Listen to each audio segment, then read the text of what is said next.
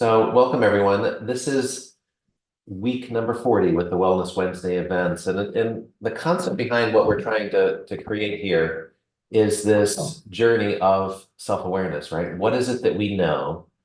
And how do we get from this place of experiencing life to making sense of life and then growing from that? And it's kind of the mastermind approach.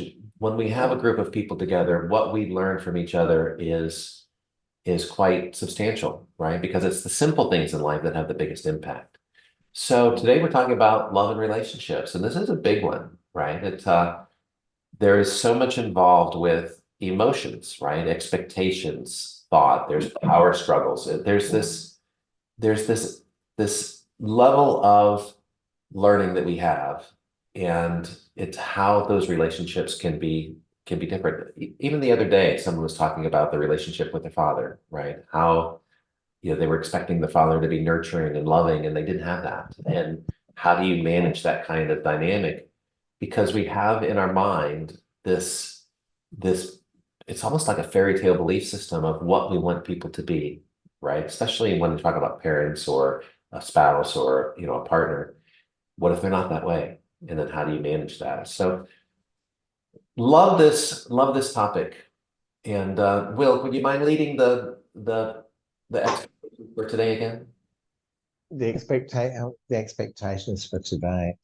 Um, yeah, so we're discussing about nurturing healthy relationships in within ourselves, within love, within our working lives, within our communities.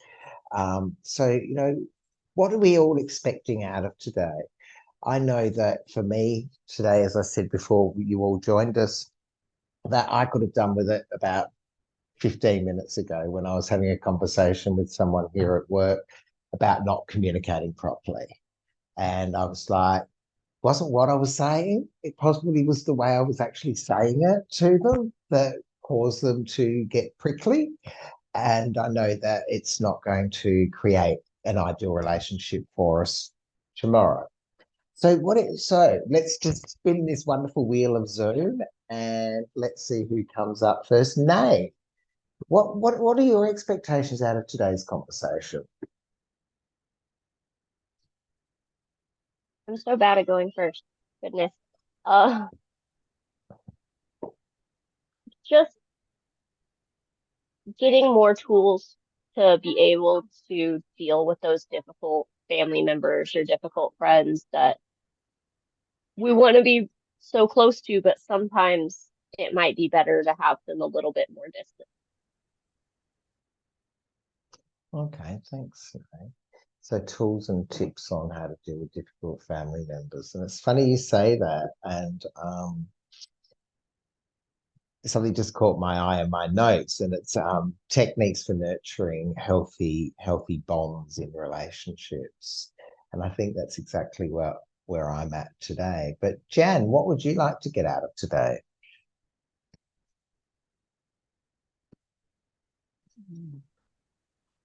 Um, I'm not attached to anything. I'm really very open to hear what everybody has to say.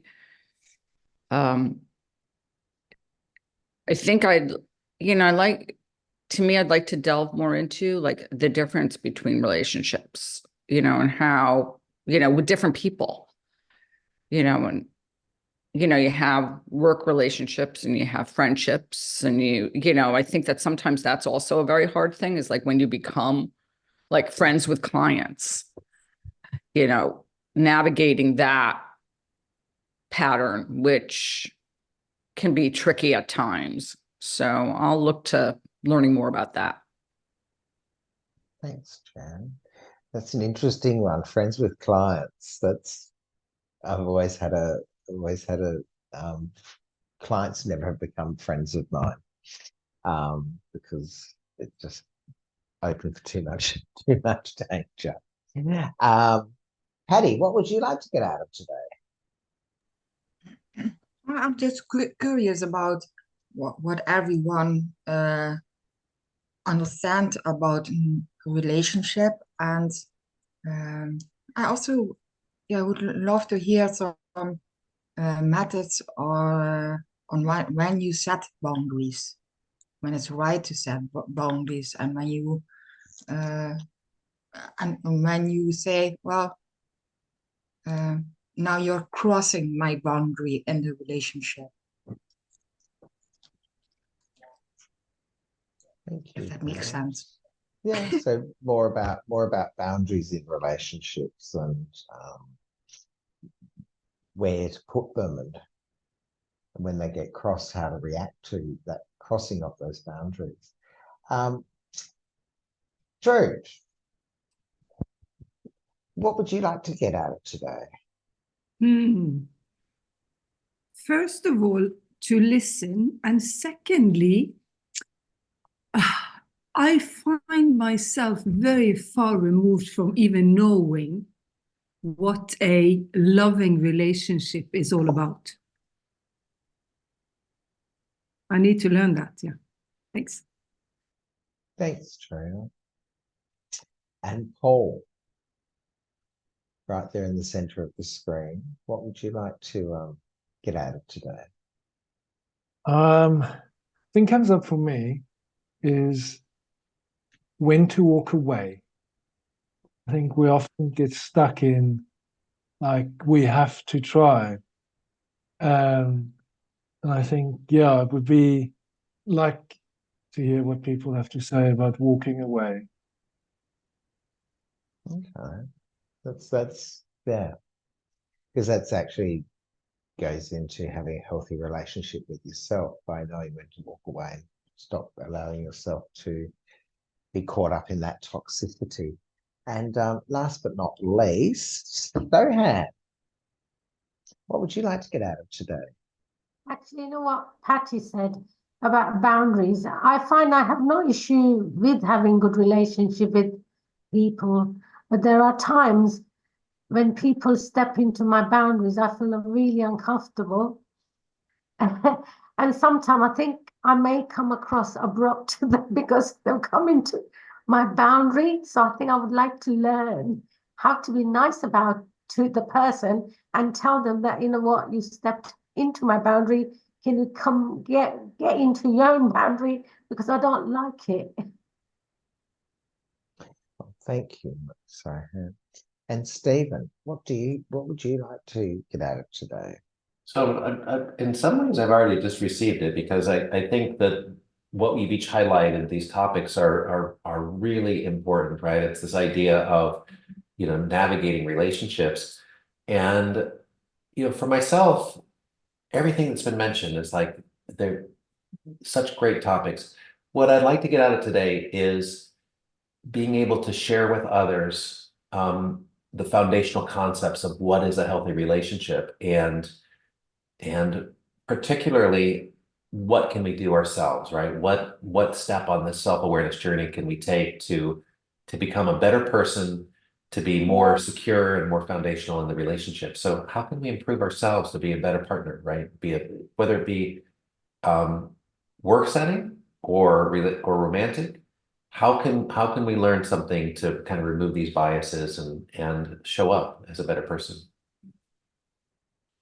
Okay, thank you, Stephen. And so I'm just going to ask a general question. Stephen, have you got questions for today? And are we doing breakout rooms? Okay. Yeah, let's I mean, Do you want me to do them? what's that? I've got them here. Okay. But the question was, we had tossed around the idea, do you like the breakout rooms, the small group discussion, or would you prefer to have, okay, and the other one would be to have the group discussion. So we've got two yeses. And my intuition's telling me that Paul is like, well, whatever the group says. Well, actually, today I'd like a group discussion, Okay. if that's possible. Yeah, because it's interesting. We've got Patty. I couldn't tell whether you were small group, so that's like 3 for small group, or it's 2 to 2. So Jan and Will are the deciding votes. If you guys split, well, I'm going to have to be the decider. I would like to go panel discussion today. Jan, small group. No? You would, I'd say that let's keep everybody in the same room today. right, so this is going to be a little bit different. So let's try to keep our answers, you know, smaller because we're gonna try to have a little bit more time. So let's do our 8 minutes, and we'll do a little bit more, but we'll do the discussion about self-awareness. So this is the journey for someone just starting out. So let's take the question. It's for someone just starting on the self-awareness journey. What advice would you give them about understanding your own emotions and the behaviors that impact others? And let's kind of spin this towards the area of your question. Like Nay, you mentioned difficult relationships with family members, or Jan, the difference between the different kinds of relationships, right? When you become friends with your clients, and Patty was talking about boundaries with Soham, and Paul was talking about when to walk away, and Truda was listening, how to learn how to be a loving partner, right? It's like how do you create that deeper bond? So Patty, how about for you first? What would you say about this journey of self-awareness? If you could go back and tell yourself something about boundary setting, what would you share? What would you share with yourself? I think for me it's about the willingness to understand each other, and by doing so, you have to understand yourself first, I think. And what I learned, so I would tell my younger self, is especially in difficult relationship, what is it that triggers you? Because mostly or often it's a reflection of something you don't like about yourself. So if you start investigating what is it that triggers you, then yeah, you can maybe understand and be kind towards the other person. I love that. Does anyone in the group have anything that came up, like an insight that comes up with with what Patty just shared?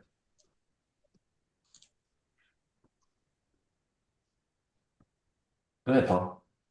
For me, the thing that comes up with, I think, with what Patty shared and with this question is that, you want to get to the point where you can move beyond. I think once you've built up self-awareness and you have acceptance of others, but there comes, sometimes things happen to test you. And it's like, okay, how far can you be pushed? How far can you be pushed? And you have those conversations with yourself. Where do I do here? Is it a button of mine that's being pressed? Am I being triggered? Why am I reacting like this? Or is this just like, okay, this boundaries with, well, I actually have another way of looking at it. There's a line in the sand with which I lose respect for myself.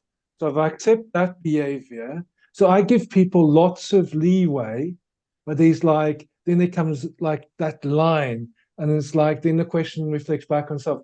Okay, are you going to let them walk over that line and you're not going to do anything and accept it? What does it say about you and your lines and your standards?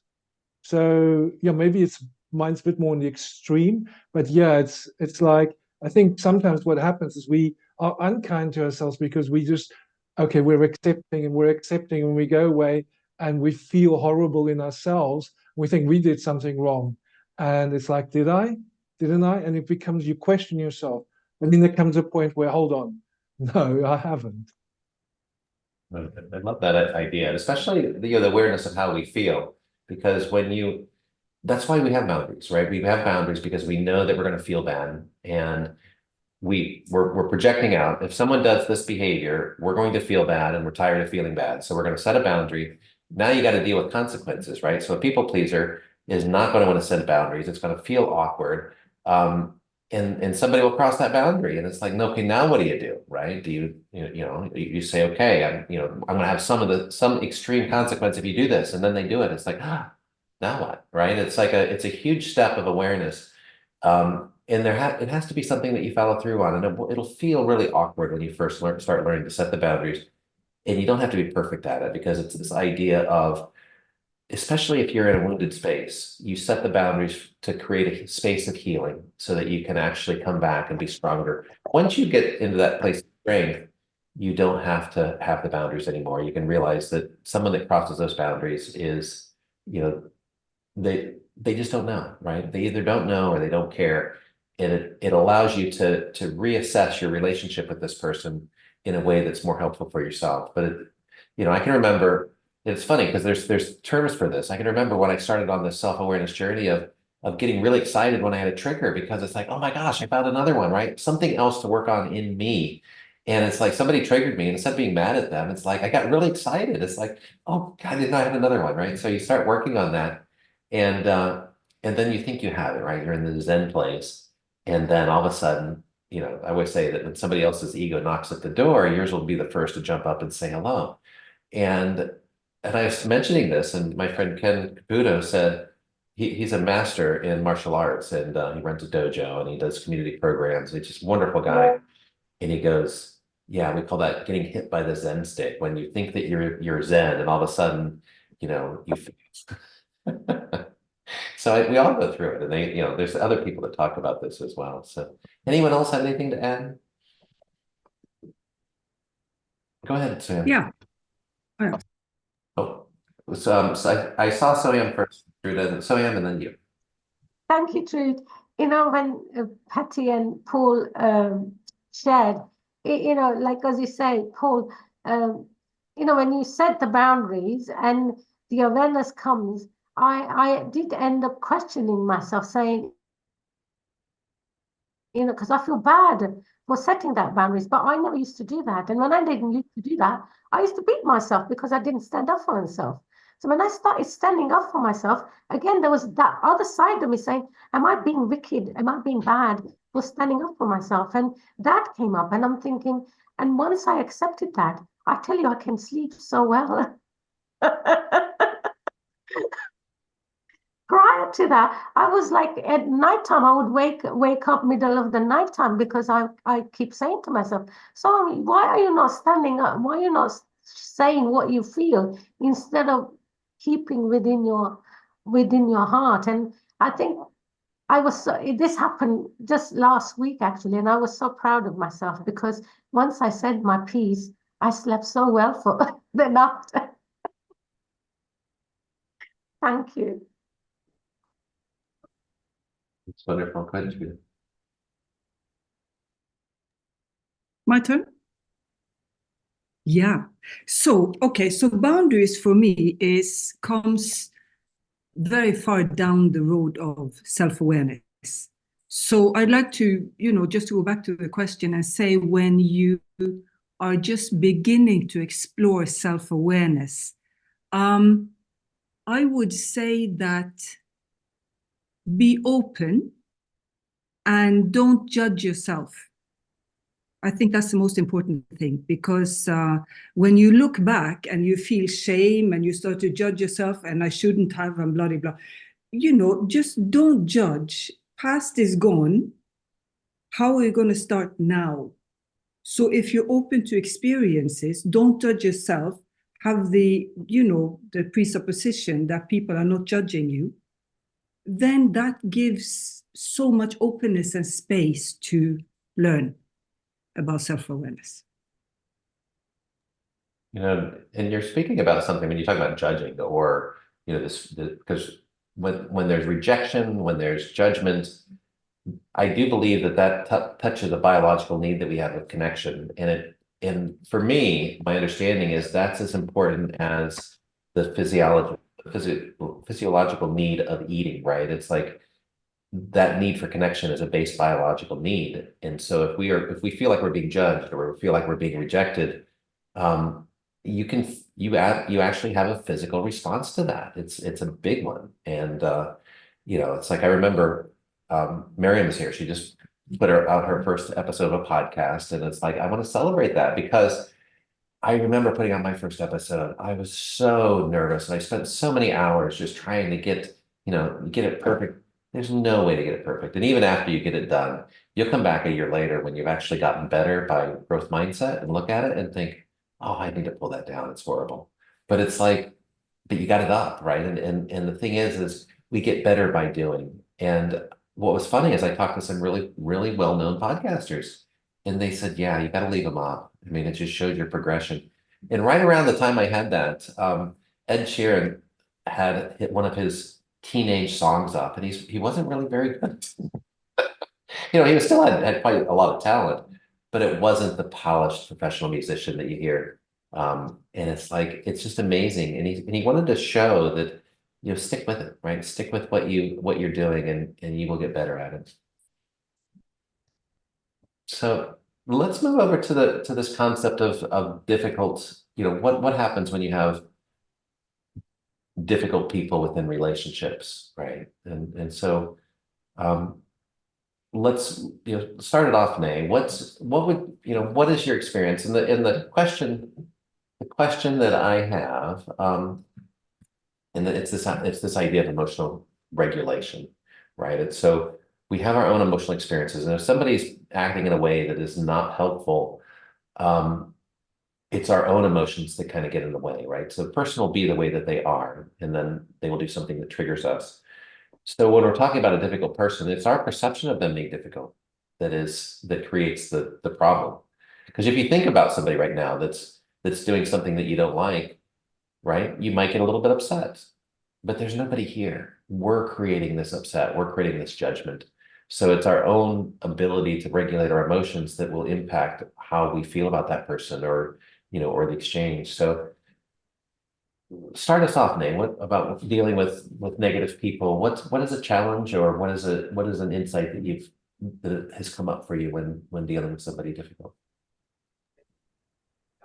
So for me, one of the really important things, especially like as I started this journey of just personal growth, is I'm an empath. So I had to pause and separate and figure out, is this my emotion, or is this my perception of their emotion? Is this their emotion impacting me more than I should be allowing it or whatever? And in doing that, it helped me to like shift mentally how I felt about their emotion and be able to say, maybe they're having a bad day, and not internalize so much of like harsh words and things, if that makes sense. It makes perfect sense. And, I have the benefit of being on the sensitive scale, which just means that I feel emotion deeply. And that has led me, and also food, right? I feel like if I eat something, I feel I'll have an experience. If I eat chocolate, I feel chocolate, right? It's like it goes through my veins, and part of that's being on the hypoglycemic scale, but it's a beautiful experience, right? But also emotions. I do not like conflict, right? I do not like cortisol rushing through my body. And so that leads us to be a little bit empathic. The more sensitive you are, the more that you're going to be aware of others' emotions, because you don't want to trigger that. One of the things that's interesting is if you really identify as an empath, it's like, okay, where does this emotion come from? Is it mine, or is it just a wave moving through? And sometimes that's quite helpful, where if you don't take ownership of the emotion and you just kind of view it as a wave, you can allow that to dissipate, right? You don't jump into this digging into the cause or the reason or the blame, and you just let it pass. And I think that's the biggest thing, because it's all chemistry. If we don't have the thoughts that support that emotional response, if we move our focus to something else, even if it's neutral, then that chemistry will dissipate in a short amount of time. And the other thing that's interesting is, as we're in that space of chemistry, it affects our recall. So our memories will be affected by how we feel. Clients, and I'm sure you've seen this, clients will say, I'll try to take them to a place of empowerment, a place of joy. And we do this, like the Ericksonian style hypnotherapy is, what empowers you? And if you can get into that energy of success, sometimes the problems just dissolve. somebody that's in a deep, dark place, so will sometimes will say, I have nothing, there's nothing happy in my life, right? There's no goodness. And with that, you know, there's a little trick you can do is, okay, imagine a time that you might be happy, right? So you go into the future where that could be, or a time before, right? A time before the problems occurred or the trauma occurred. What was happiness for you then, right? So you can kind of move the time scale a little bit, but thank you for sharing that, Nay. And does anyone have any insights or wisdom to share on that?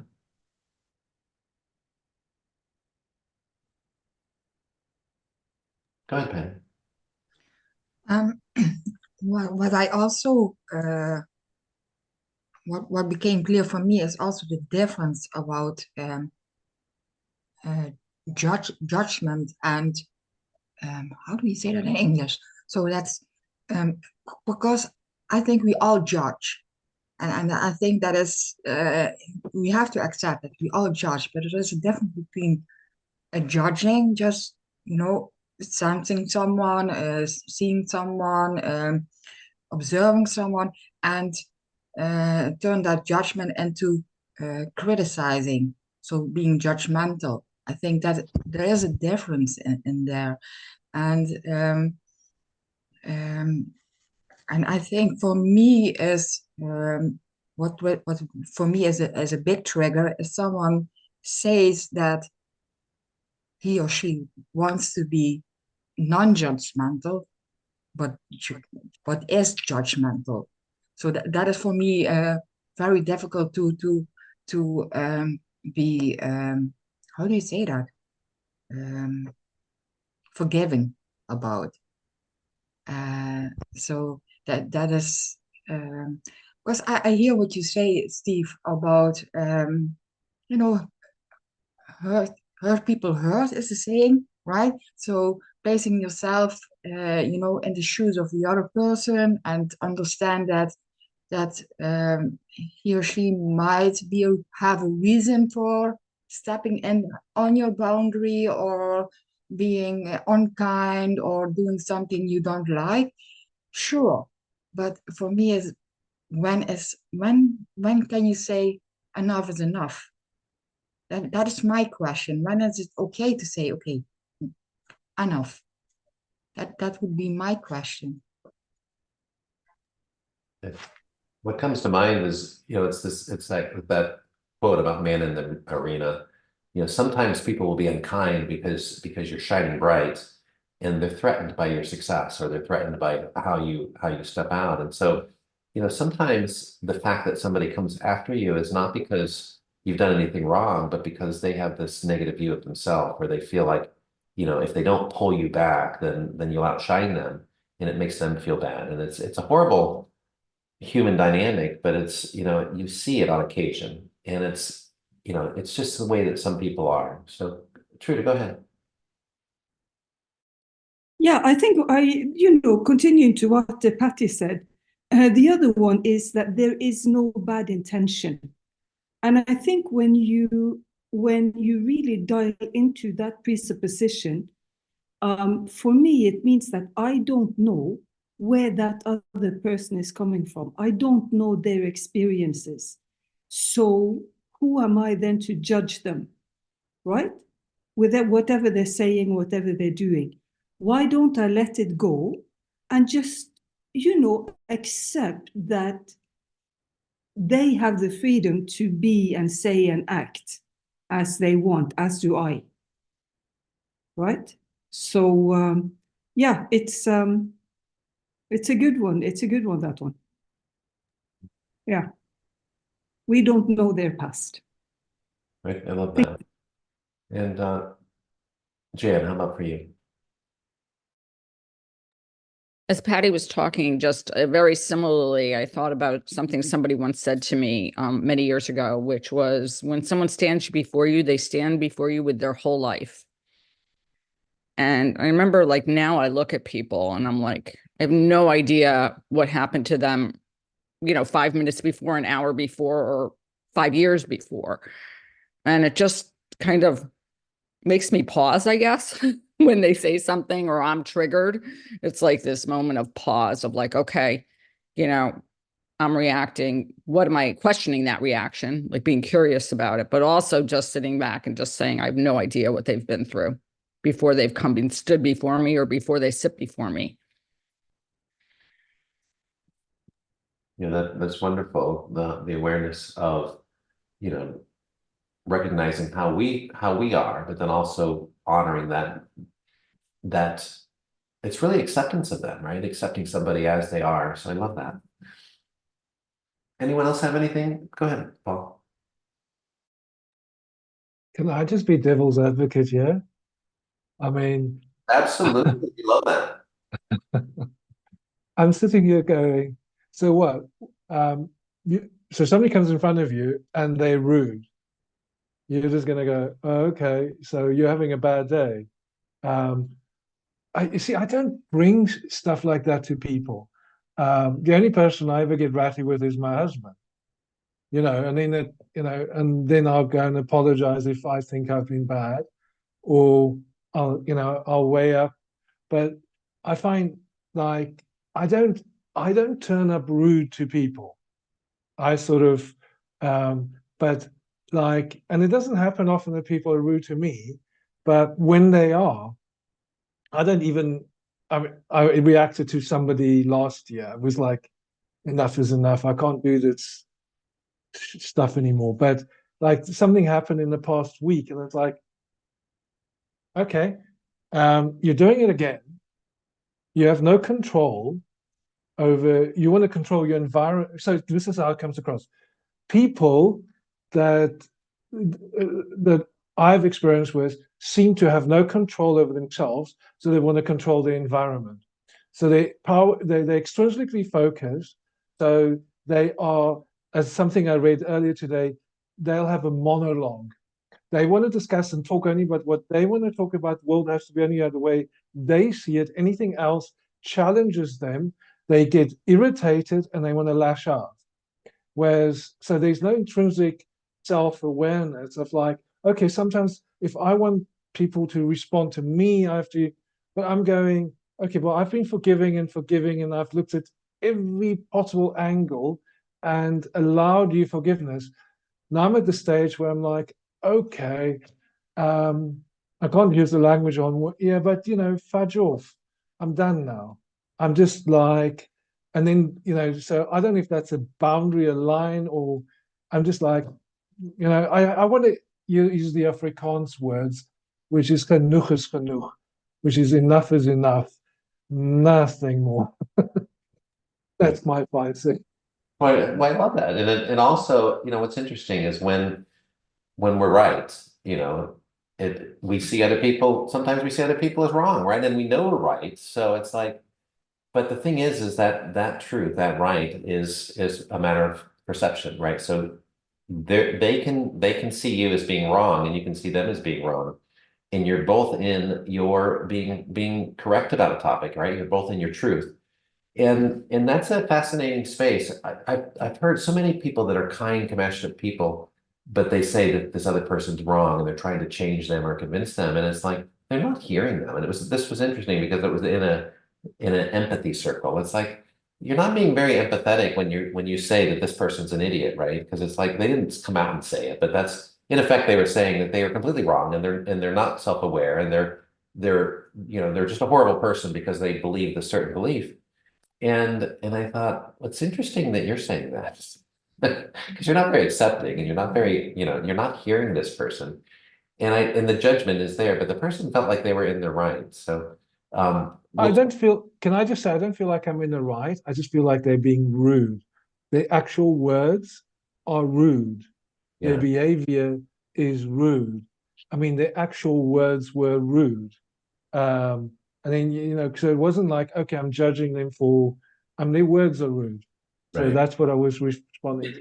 What's interesting is we won't be as triggered unless sometimes we'll let them be rude to us, but if they're rude to somebody we care about, you'll stand up and be protective of them, right? So it's like if they're rude to a kid or one of our kids, or if they're rude to a partner, sometimes we'll step in and we have a different dynamic because our belief system of of being protective or nurturing is more important than the confrontation, or more important than whatever value. So it's the belief system that we have. So you have a belief system that people should not be rude, but this person has the belief that, well, I'm not being rude, right? They don't even know they're being rude, right? So it's like there's a miscommunication, because even if you would tell them don't be rude, they'd be like, well, you're rude, right? What are you talking about? Nate, go ahead. I actually have life experience with a person who is consistently difficult. And at first, I would just let them know, hey, I don't like the way you're speaking to me. I don't appreciate the way you're patronizing me. Please stop. And this person's like, I'm not patronizing you. This is how I am. If you can't accept me for how I am, then go away. And I'm just like, I can accept you for who you am, but I'm not going to let you be nasty to me. I'm not going to let you consistently criticize how I parent in front of my children and, say nasty things about my sexuality. I'm not going to allow that. So I'm going to love you from a distance. And I don't really interact with that person anymore, because it was easier to let them go than it was to consistently subject myself to the barrage of everything they thought was necessary to say. And sometimes that's just the best thing you can do, is love them from a distance so that they're not in your face about things all the time. That's just kind of what came up for me when Paul was talking. It's perfect, because that's actually was the next question. Paul had brought up earlier what he wanted to get out of, in the question he had was when to walk away. And you put a perfect segue into that, because that sometimes when we create boundaries, one of the consequences of that, if somebody continues to trample your boundaries, one of the avenues to go is to say, okay, we cannot associate, right? We'll have limited contact. I don't like the way that I feel when I'm around you, or I don't like the way that I feel when you act this way. So, Paul, since you brought up this in the beginning, go ahead, Jan. So since you brought this up, could you start us off with a concept about, when to walk away? What is the question, or what's the challenge that comes up for you? Well, I mean, so far it's being addressed. Patty's been saying, everybody's sort of referenced it. And I think it's just like, and you've spoken about it as well. And it's like, because there's still that lingering question, what more can I take on board in my growth so that I can view this from different perspectives? But what Nay was saying is it comes up for me very much, is like, but there is this thing that if somebody makes you feel consistently bad about yourself, and you have, Joe Dispenza talked about cortisol and how it basically creates disease, and we can't heal ourselves, and we can't manifest the world we have. So I don't want to be in that state of stress. So I like what Nay was saying with loving them from a distance. I won't include the word loving, but just from a distance, because I need my space to be safe for me to be in a healing growth state, so that I can be the best version for those people I turn up for, to be a coach, be a boss, whatever it is, whatever role I'm playing. I need to play those roles best I can. Does it make sense? Yeah, and I love the phrase that you had about, being the best version of yourself. Go ahead, Jan. I was just thinking about, something that I've gone through. So let's say there was a group of people that I had to distance myself from because of the abuse that I was subjected to. And not totally being willing to give that relationship up. They were family, and I was like, okay, well, I'm not ready to sort of I was a great deal on my own as far as like I really didn't have much to do with them. But at some point or another, one is I got stronger. So when I was around them, they could really basically say whatever they wanted. And it wasn't like I was being a pushover. It was just like I was going to let it slide off a lot more easily. And then the other thing was, when you talked about judgment, is I realized just like they were judging me, I was judging them in return. And it was kind of like that realization of I realized how judgmental I was around like their beliefs and the way they lived, that I was kind of like, okay, well, like now I'm doing the same thing they're doing. And it just became more important to me to kind of, just not be as affected, I guess. And so I am back, together with them. There are points where, I'm around them for, a good few days, and then I kind of have to go home and retreat. I'll have to confess, where I'm like, okay, just got to go home and be in my own space, in my own home with my pets and, my friends, because it's not easy to be in that situation for like, weeks or whatever, but it has definitely gotten better. Like, I have friends who will say to me, I can't believe that, you're like, you spend time with your family. I mean, like out of shock, like they're really shocked. So I think that, just because a relationship isn't good now doesn't mean it will always be not like strong or good as we change, and I had the ability to kind of not be as affected. Well, thank you for that. And Will, I see your hands up. Just going on what Jan was saying and what Paul was saying and Nay has been saying, there comes a time when walking away, you've got to think about, for yourself, you've got to think about how it affects you. How does it make you feel?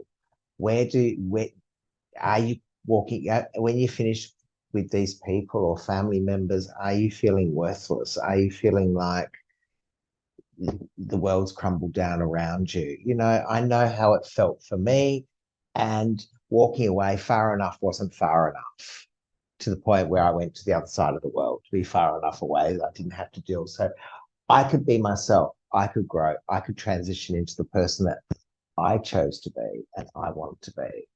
And now, those relationships will slowly repair. And I agree with what Jan said, but it's repairing on my terms, not on their terms. And it's, if I want them in part of my life, then I'll make that choice.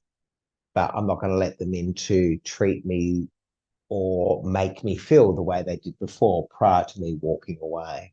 So sometimes walking away it's self-preservation, and it's the best thing you can do. Patty. Yeah, hearing your story, it resembles a bit like mine, and also going back to Soam in the beginning. I think what also is a struggle for is that you don't want to be like the other person. So if you think, well, now this is enough, I'm going to walk away, the thought is going through your head, well, am I downsizing myself to their level, or am I not empathic enough, understanding enough? Or so I think it's also allowing yourself to say it is okay to take care of myself, and even if that is at the cost of a relationship. And I think, maybe it's about reassuring yourself it is okay, and you will find people who value you for who you are, like Stephen was saying, right? So that came to mind. I love that. And Jan. So as Patty was talking, the one thing I have to say, like in my situation, was I came back being very authentic. So it wasn't like I, said, I'm going to go back into this world of being around these people and kind of conforming to the way they lived and their belief system. Like I came back being who I was. And, you know, I always asked as I was placed in this family, I feel like you're born into the family that you're supposed to be born into. And I, you know, I often ask myself, like, why was I kind of planted in this environment where I was, you know, to say I was the black sheep would have been like mild. And you know, I often think to myself, you know, the word tolerance, like on my end and on theirs, like I was kind of like, I was forcing them to confront their fears of people who were different, you know, but I didn't do that. You know, in the end, I think part of the reason I left and that self-preservation was because I felt like I had to be somebody I didn't want to be when I was around them. And then finally leaving and being strong enough. And I was like, oh, okay, I can go back now and I'm going to be who I am, which was, you know, a very different energy for me. I love that. And, you know, so much comes up. One of the, you know, we're talking about some of these times of, you know, walking away when things are difficult, right? Extreme. But the worst place is when it's like lukewarm, right? When do you know to leave when it's this is one of the terms I talk about, it's tolerable misery. What, you know, it's horrible because it's tolerable, but it's also miserable. You're still in a state of misery. You're in an unfulfilling relationship. It's not, you know, the worst, right? You might be attracted to the person, you may like the person, but there's something about it that just causes you distress or causes you grief. The metric that I've come up with to know when to walk away is look at yourself over a year's time, right? If you have not healed, if you have not progressed, if you have not gotten to be a better person for yourself, whatever metric you want to put that on. Some people may say financial, some people may say emotional. It doesn't matter what you choose. If you're not progressing as a human, right? If you're not experiencing a better life, you need to take some action, right? You cannot give everything to another person and continue to live, because right, over time you'll sacrifice your entire life and end up in a space of misery. And I so wanted to get to Trina's question about, you know, how do we establish the loving relationship, because that's huge. It's a good one, right? But we've run out of time, like we always do. So let's do the takeaways. Let's do, oh, thank you, Nate. Let's do our picture. So if everybody a big smile, and look, I even have my little kitty wanting to be in the picture. She's tapping me on the shoulder. Oh, picture time? Okay. All right. 1, 2, 3. I have it. Thank you all for being here. It's such a lovely time, and I do believe the wisdom that we share and experience is, you know, it's substantial. So, Miriam, we'll start with you. What is your takeaway from today? What was an insight, or what was something that was important to you? What was your experience like? I've been living with people who, you know, constantly blame me for something that I haven't done. And, you know, that's how I've started working on myself thinking. So first it was like blame myself, and then to see that, okay, I am okay where I am. And listening to all of you, I understand that all of us in different parts of the world have experienced this some way or the other. So now I give them the chance. You can blame me, but we both know who is to blame. So I have nothing else to say to you.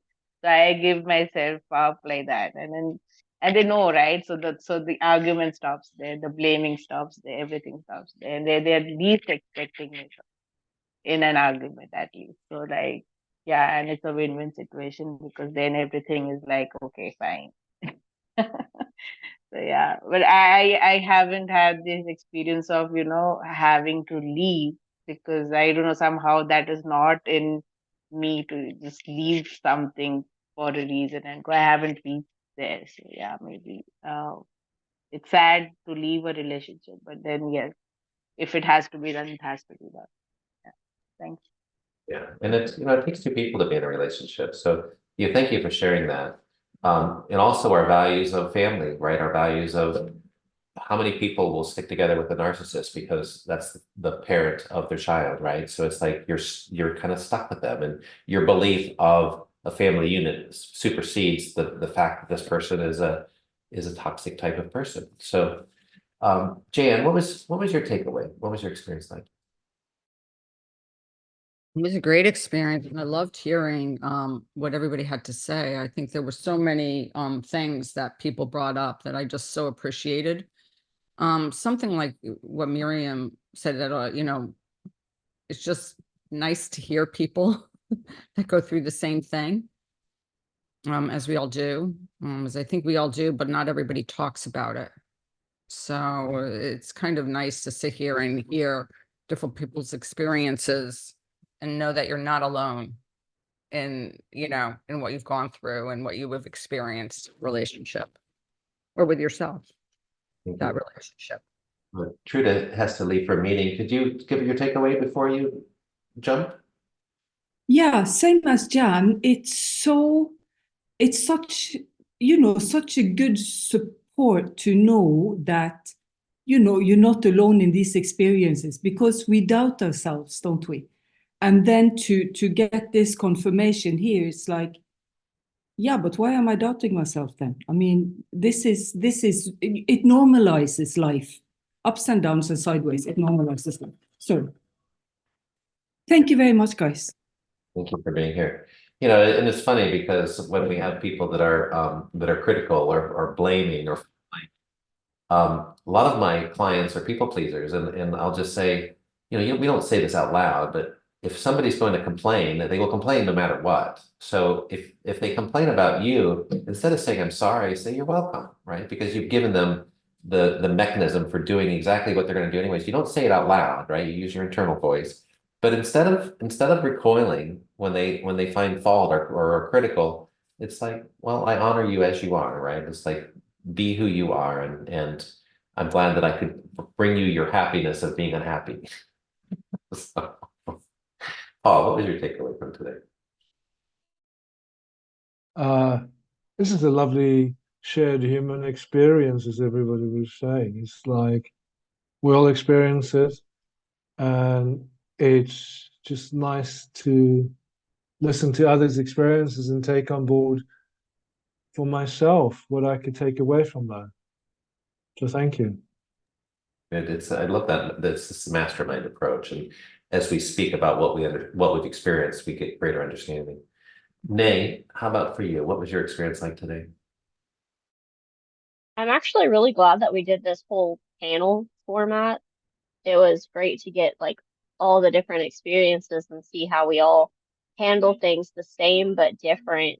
And it's just really like, kind of like everyone said, just really reassuring and lets you know you're not doing stuff wrong, I guess. I love that, and it's the growth journey. So Soham, how about for you? What was your takeaway or experience like today? Like everybody else, I am so happy for this forum, and because it's very comfortable position, I am able to share what's within my heart. And I think we're all frightened of being judged, and here I don't feel judged, because we all, I can hear from each one of you that we in some way or the other have gone through something similar. And when everybody shared, you feel like you are normal. You're not an alien, basically. So thank you for giving us this platform, Stephen, and thank you for all of you, because I think all of us come on a weekly basis, so we created this beautiful space. So thank you. And we feel better, right? It's like, this is the thing. Yes. It's the thing that's amazing, is you feel good about being in your strength. And also I believe that once we're in this space of being able to talk about these things, it's actually a space of strength, right? We are vulnerable because we have healed, right? We realize this is the human condition, and it doesn't it doesn't matter that we're talking about that. It doesn't matter that we talk about our faults or our flaws, because we're learning and we're okay with that. Stephen, I think there's someone behind you that wants some significance. She is in her significance. This is my I have determined that I've had beautiful women that have been bossy all my life, and I have a cat that's beautiful and bossy too. So so Patty, what was your share and takeaway? I think I can only add what everybody was saying, and the encouragement meant to, it's okay to be you with all your emotions and triggers and expectations and assumptions, and it's allow yourself to be you. That then it's what Jan says. I think that helps you grow and gain strength to stand up for yourself, and or to accept the flaws or the pain from the other person. I love that. And we also grow in our self-worth. I mean, so many of us have this underlying belief that we're not worthy, or we're not good enough, we're not lovable. And we carry that from an early age. Nay, your baby is precious. What a beautiful little child. And Miriam has a beautiful little baby as well. So, and we also have another new one coming. Karen Loriana is due soon. And it's nice. What I love about our space is that we're creating emotional awareness with each other. We're growing from the concepts, but we can break generational patterns of unknowing, of lack of emotional intelligence, just by sharing what it is that we've experienced in life and what we know. And it's the next generation, whether they adopt it or not, who knows? But at least we're modeling one another type of behavior that they can choose to accept or not. So, Will, what was your takeaway? Today's, for me, it would be remembering the self-awareness that we need for creating those relationships within ourselves and with other people, and to the continuous growth it takes. Just because we're all adults and we're all over certain age brackets and that kind of thing doesn't mean that we haven't stopped learning. And if we want to have these nurturing relationships into our older life, then we do need to continually grow. But it's also having that respect for ourselves and that compromise within ourselves, because we can't beat ourselves up because something hasn't gone right, or we've allowed someone to treat us badly. It's just okay, it happened. Learn from it, grow from it, let's move on. And just always being self-aware. No, I love that. Thank you, everyone. I will see you next week. I need to run to another meeting. Bye. And next week we'll be talking about self-care, right? We'll be on February 14th. And the idea is, we talked about relationships today, but all of the people that are in relationships may be out on a date for Valentine's Day. But the idea is about self-care. So it's, for the people that want to dive into self-care, we're going to be talking about that next week. And I just thank you for all being here and for sharing. Stephen, you don't have takeaways for us? My takeaway is I'm honored to be here. I love this format because the wisdom that each one of you bring forward, it elevates our experience and our knowledge, and it helps us remove the biases and things like that. Oh, Miriam's here. So my takeaway is that it's understanding yourself. It's growing in your own self-awareness in a way that is helpful. And when it comes to relationships, it's accepting the other person for their journey, but then also having a little bit of a boundary that says, I'm important too in this relationship, right? It can't all be about the other person. It has to be this give and take. And so I like the idea of, having a relationship identity, right? If there's a problem, let's talk to it as, okay, what's good for the relationship? Almost speaking of the relationship as a third person. So it's this idea of growing together, and then also accepting that people are on the journey. We have to be in relationships by choice. So that's kind of my takeaway. And Marianne, what is your takeaway? I already went first, Steve. No, You're the first. I camera was off and it threw me off. So, thank you all for being here. I appreciate you all. Ciao. Thank you, Steve. Thank you. Bye-bye. Bye-bye. Everybody. Bye. Nay, your baby's so cute. Oh my gosh, Nay. Thank I'm you. just like, Yeah, wow. she's so cute. Oh my I gosh. want to She hold woke up. up and wanted love, Dawn. So sweet. Yeah. How old is she, Nay?